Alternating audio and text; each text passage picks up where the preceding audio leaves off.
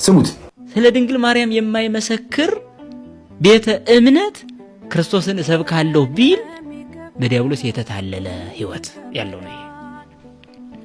ለምን ሊለኝ አይችልም በፍጹም።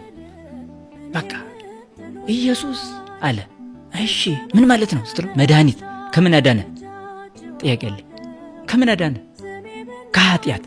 ኃጢአት በማን በኩል መጣ? በቃ አለቀ። ይንገረኛው በማን በኩል ነው ኃጢአት ወደዚህ ዓለም የገባው?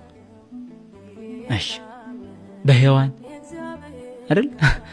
እሺ በአዳም አይደል? ስለዚህ በሴትና በወንድ በኩል ነው አይደል? ስለዚህ እንደገና ከኃጢአት የምንድንበት መስመር በሴትና በወንድ በኩል ነው የተፈጸመው። በሔዋን አንጻር እመቤታችን፣ በአዳም አንጻር ክርስቶስን እናገኛለን። ለጥፋቱ ሔዋን ምክንያት ናለች፣ ለድናቱ ደግሞ እመቤታችን ናት። ሔዋን የዲያብሎስን ምክር ሰምታ አጥፍታለች። እመቤታችን ደግሞ የቅዱስ ገብርኤልን ብስራት ሰምታ መድኃኒት የሆነውን ኢየሱስ ክርስቶስን ጸንሳለች። ታዲያ ስለ ድንግል ማርያም ብትመሰክር ቤተክርስቲያን ምንድን ነው?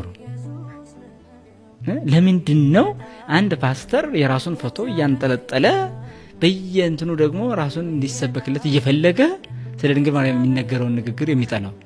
ከቅዱሳን መካከል አንዷ እሷ ናት። ስለዚህ ነው ስለ ድንግል ማርያም የማይነገር፣ ስለ ቅዱሳን የማይነገር ግን ስለ ኢየሱስ ይሰበካል ማለት ራሱ ምን ማለት ነው? እንዴት አድርገን የምትሰብክልኝ? ኢየሱስ ማለት ራሱ እንዴት መጣ ስትለው ጥያቄው ድንግል ማርያም ናት የምትመጣው ቀዳሚ።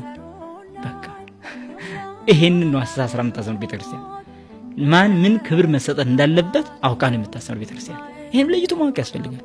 እመቤታችንን ፈጣሪ ዓለማት ብለን አልጠራን። በቃ አምላክ ናት አላልንም፣ ወላዲተ አምላክ እንላለን። ወላዲተ አምላክ የሚለው ስም እስከ መቼም የማይሻር ስም ነው። ለዘላለም የተሰጠ ስሟ ነው። ድንግል በክልኤ ለዘላለም የተሰጠ ስሟ ነው። ይሄን መሻር አይቻልም። አሁን ደግሞ አንዳንዶች ደግሞ በጣም በሚዲያ የምሰማቸው ደግሞ ሲነሳ ጥያቄው ምን ብሎ መሸወድ ጀምረዋል። ይሄ ማልበስ ውሸትማ ራቁቱን አይመጣም አይደለም፣ ለብሶ ነው ይመጣ አምሮ ማለት። አሁን ምን ማለት ጀምረዋል ደግሞ መቼም የኦርቶዶክስ ቤተክርስቲያን አማኞች ሁሉም እመቤታችንን ይወዳሉ አይደለ?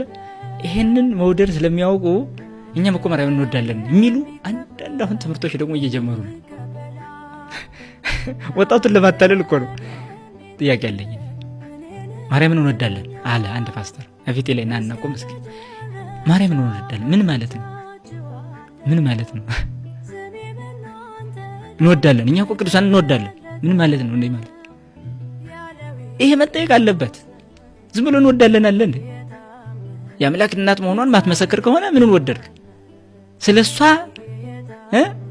አስተምህሮ እንዳለ የማታምን ከሆነ ምንን ወደድካት? እሺ ወደድክ ምኑን? እንወዳለን ማለትማ ጠላታችንስ እንድንወዳለን የታዘዝ ነው። ይህ ምን ቁም ነገር አለው? አሁን የእመቤታችን ወደድኩ ማለት ሃይማኖት ነው እንዴ? እንደዛ ነው እንዴ ትክክለኛ ሃይማኖት ማለት? እንወዳለን ስለሷ ሲነገር ደግሞ አይን ማቅላት እንዴ? የምን ፍቅር ነው ይሄ? ፍቅር ማለት እግዚአብሔርን የሚወድ ሰው መገለጫው ምንድነው? እመቤታችንስ የሚወድ ሰው መገለጫው ምንድነው? ቅዱሳን የሚወድ ሰው መገለጫው ምንድነው? መቀመጥ አለበት እንዴ?